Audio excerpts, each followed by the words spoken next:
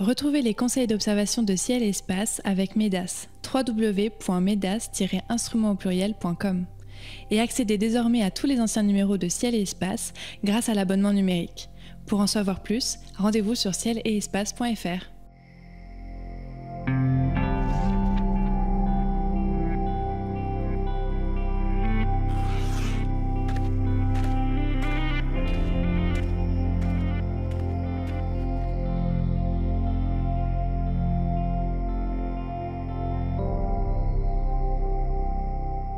Bonjour et bienvenue sur les podcasts de Ciel et Espace pour une nouvelle émission consacrée aux éphémérides. Ce mois-ci, en compagnie de Cyril Birnbaum et de Sébastien Fontaine, je vous conseille d'observer Vénus, qui s'approche à 3,5 degrés de Mars le 1er juillet et atteint la magnitude moins 4,8 le 9, la Lune qui passe à moins de 4 degrés de Saturne le 7 puis à 4 degrés de Jupiter le 12, Mars, Vénus et la Lune qui forment un beau triangle le 20 juillet, Mercure qui atteint sa plus grande hauteur sur l'horizon le 25 juillet, et les étoiles filantes Delta Aquarides à leur maximum le 30.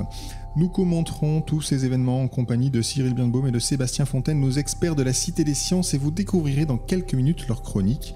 Et à la fin de cette émission, bien sûr, leur coup de cœur. Bonjour Sébastien, bonjour Cyril. Bonjour. Bonjour. Alors nous commençons comme chaque mois avec la chronique Histoire de Sébastien Fontaine. Sébastien, vous vous penchez à chaque émission sur la grande ou la petite histoire de l'astronomie. Et ce mois-ci, je crois que vous allez nous parler d'Edward Barnard, c'est ça ? Oui, exactement, l'astronome de Nashville dans le Tennessee, puisque comme le sait très bien Cyril, Nashville ce n'est pas que la patrie d'Elvis Presley ou de Johnny Cash, mais c'est également celle d'Edward Barnard, donc un astronome né en 1857 et mort en 1923, issu d'une famille pauvre, orphelin de son père dès la naissance. Donc très tôt, il doit se débrouiller et apprendre à travailler, et il devient assistant photographe dès l'âge de 9 ans, figurez-vous. Il se passionne très tôt pour les choses dédiées à l'espace, à l'astronomie, et donc il arrive à acheter un premier télescope de 12 cm quand il a 19 ans. Et puis avec cet instrument, eh bien, il va découvrir plusieurs comètes. Ça c'est dès 1981. Et il faut savoir qu'à l'époque, ça existait pas mal aux États-Unis.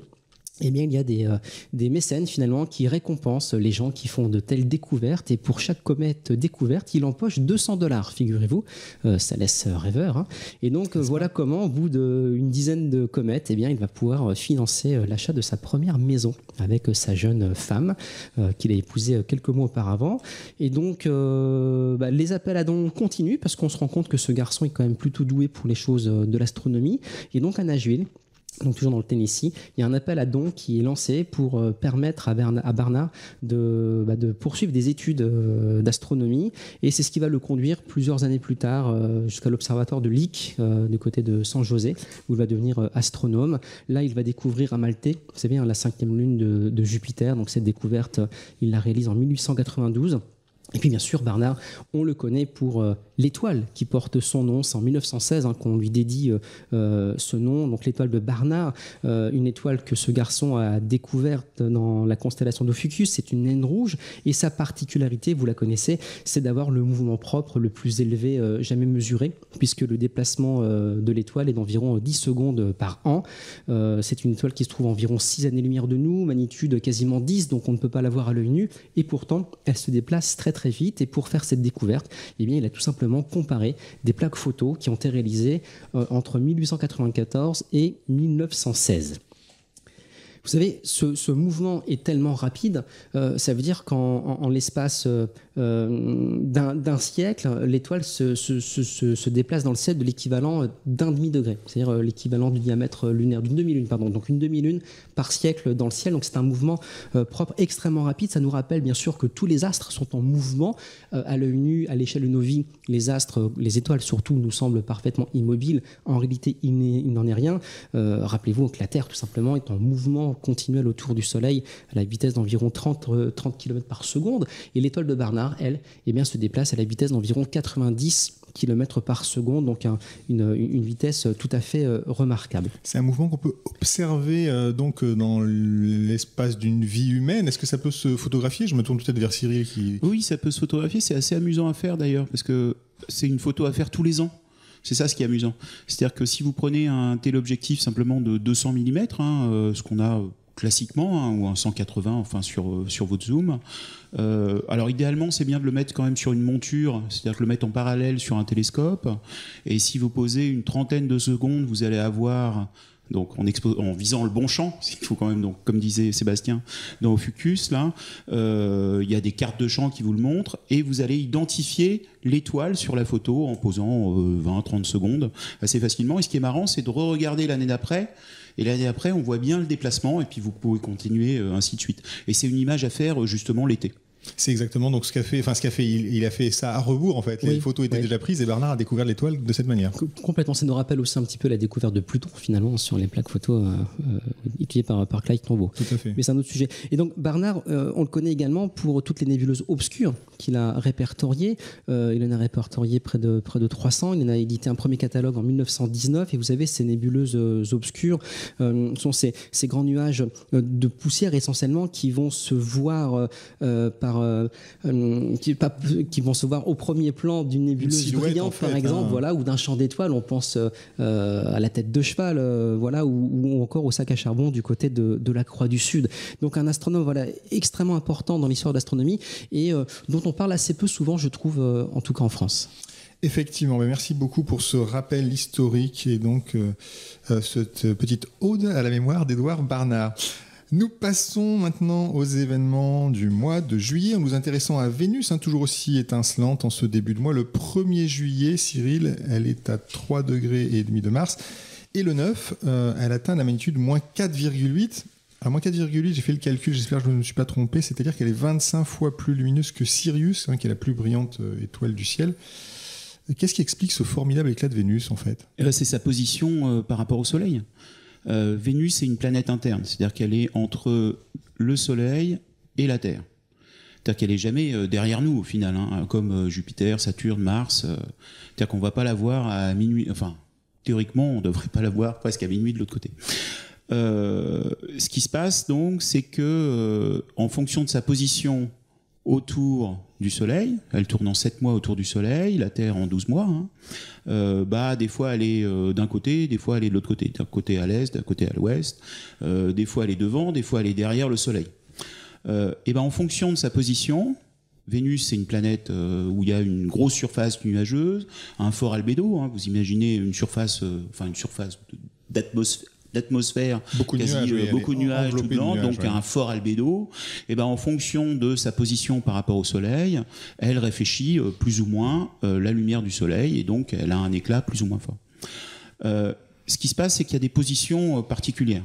Si on fait une conjonction interne, c'est-à-dire que c'est le moment où il y a un alignement parfait, pas comme une éclipse non plus, mais qu'il y a un alignement entre le Soleil, Vénus et la Terre.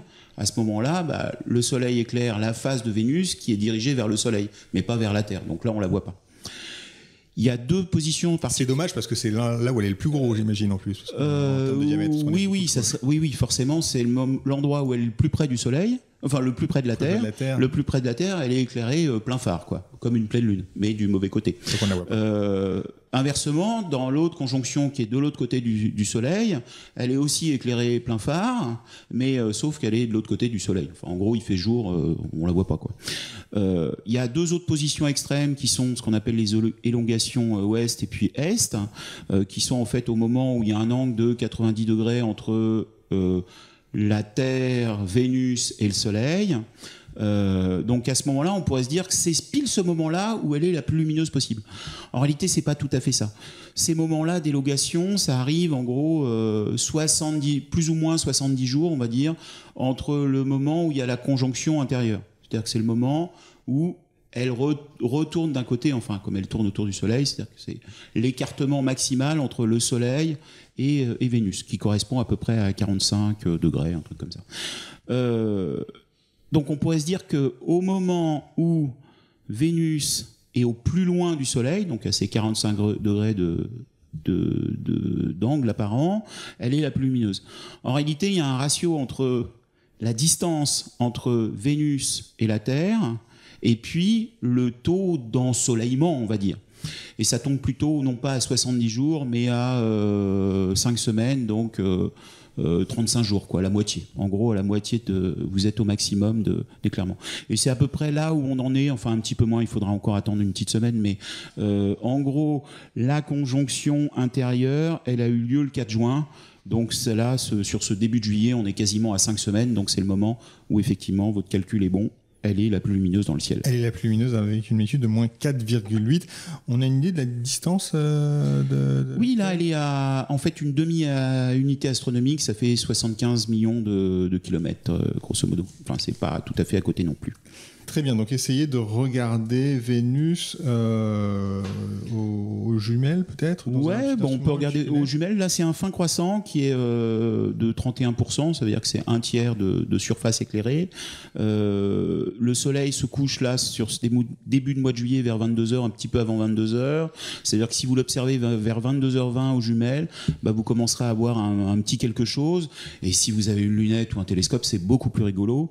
Et il se trouve que dernièrement, j'étais à l'observatoire de Paris et j'ai observé dans la lunette Arago et Philippe Henareros qui était là m'a fait remarquer que dans cette lunette, on arrive à voir des zones plus ou moins claires sur le croissant, ce que j'avais jamais vu en fait. C'est-à-dire que moi, regardant dans un télescope de 20 cm et pas de une lunette de 38 cm, au final, on voit des zones sur les petits morceaux du croissant vénusien, je sais pas comment on dit, qui ont un éclat plus fort. C'est-à-dire qu'on voit des zones beaucoup plus brillantes. Alors, je sais pas si Sébastien avait eu l'occasion de voir ça, mais non, jamais. Non. Mais c'est assez impressionnant en fait. Oui. C'est-à-dire qu'il y a une zone qui est beaucoup plus claire qu'une autre, qui elle-même est plus claire qu'une troisième. Des structures dans les nuages finalement. Voilà, ouais, c'est ça. Peut voir, voilà. Alors, si on a la chance d'observer depuis la lunette historique de l'observatoire de Paris, on doit pouvoir l'observer avec des instruments plus importants que 20 cm. Ça doit marcher.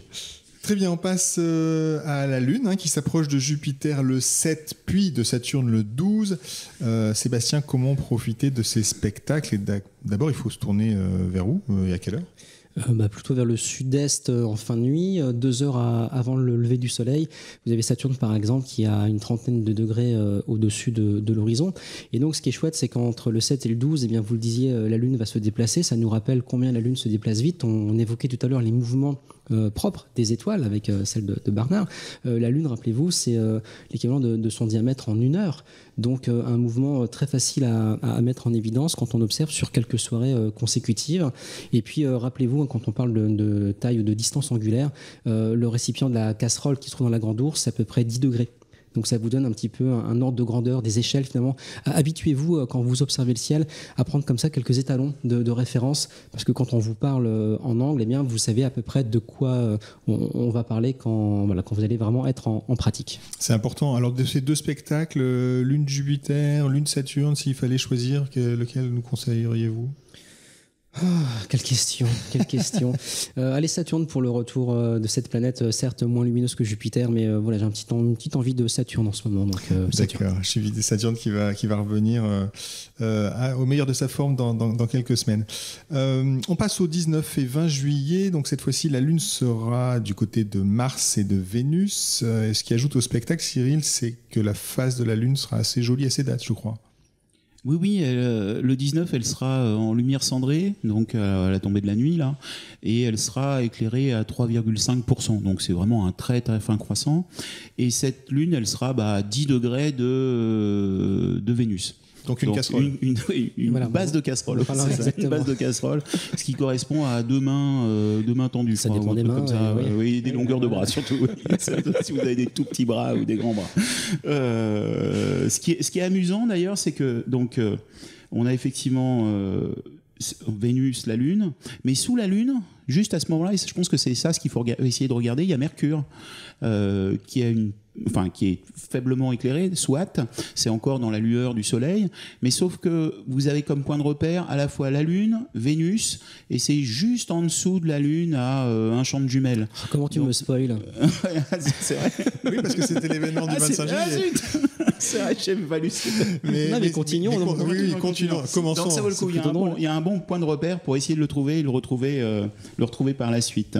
Voilà. Oui, très bien, effectivement. Et donc quelques jours plus tard, Sébastien, si je ne m'abuse, si la mécanique céleste dit vrai, Mercure atteindra sa plus grande hauteur sur l'horizon. Là, c'est important parce que Mercure est une planète qui est toujours très difficile, toujours noyée dans l'aube ou le crépuscule. Bon, là, elle sera peut-être pas très haute, mais comment on fait pour observer Je m'en veux d'avoir cassé l'élan de Cyril, là, quand même.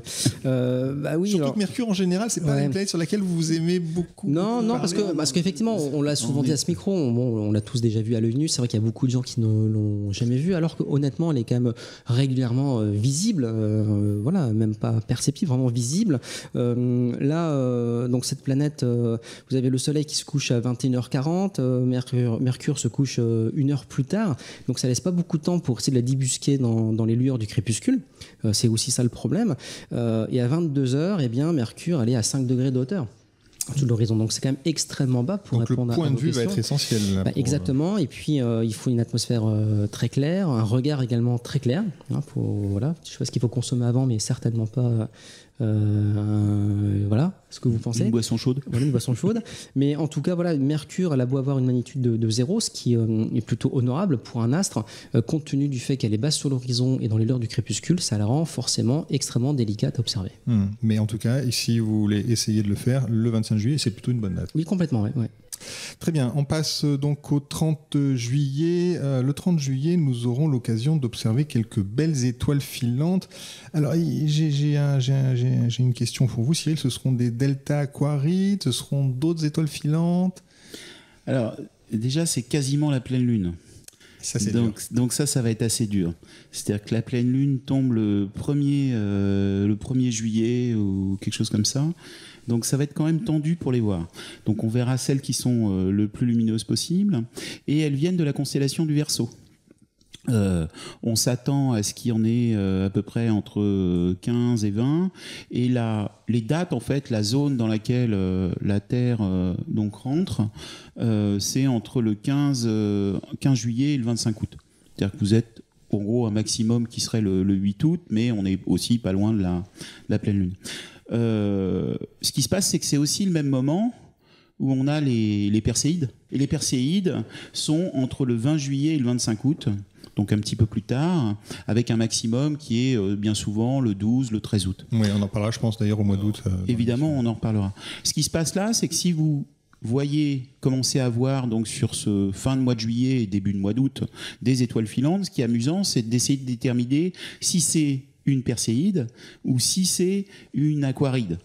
Les deux constellations, c'est une chance, sont à 90 degrés l'une de l'autre.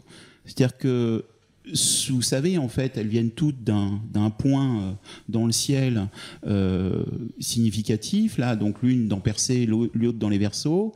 Donc, dès que vous voyez l'étoile filante traverser le ciel, vous tirez un trait de l'endroit d'où elle vient et vous regardez si ça vient plutôt, donc en gros, du nord-est, c'est-à-dire que le Persée, ou du sud-ouest et plutôt donc le Verseau. Voilà.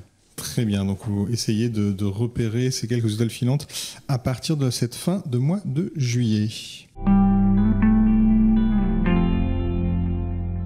Cyril, vous gardez la parole car c'est l'heure de votre chronique photo. Chaque mois, vous nous donnez un conseil technique, une cible à ne pas rater ou une astuce issue de votre expérience.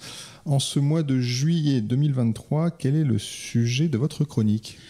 Alors c'est une question qu'on nous pose souvent, je pense que Sébastien, ça doit lui arriver aussi souvent, on nous dit mais là il y a les étoiles filantes, alors pourquoi pas les aquarides, mais comment je sais à quelle heure je me lève quoi ? À quel moment Parce qu'il y a des pics d'activité. Ouais, il y a des pics d'activité, il y a des prévisions. Alors, la meilleure solution, c'est d'aller regarder sur un site américain qui regroupe en fait toute cette zone d'activité astéroïdale et de météorites qui s'appelle l'IMO. Alors pour nous on l'appelle l'IMO, mais en fait c'est l'International Meteor Organization.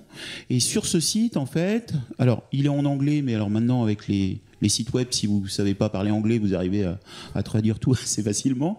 Mais en gros, vous avez à la fois les dernières passages d'astéroïdes éventuellement, les derniers gros bolides qui sont apparus. Donc on a celui qui avait été découvert encore en home page là en ce moment, le 12 janvier, celui qui est arrivé en Normandie.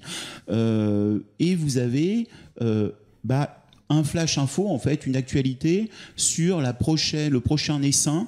Et sur cet essaim, on va vous dire que ce sera, entre autres pour les aquarides, le 8 et à telle heure, parce qu'il y aura 2 pics dans la nuit. Donc le site de l'IMO qui est facile à trouver.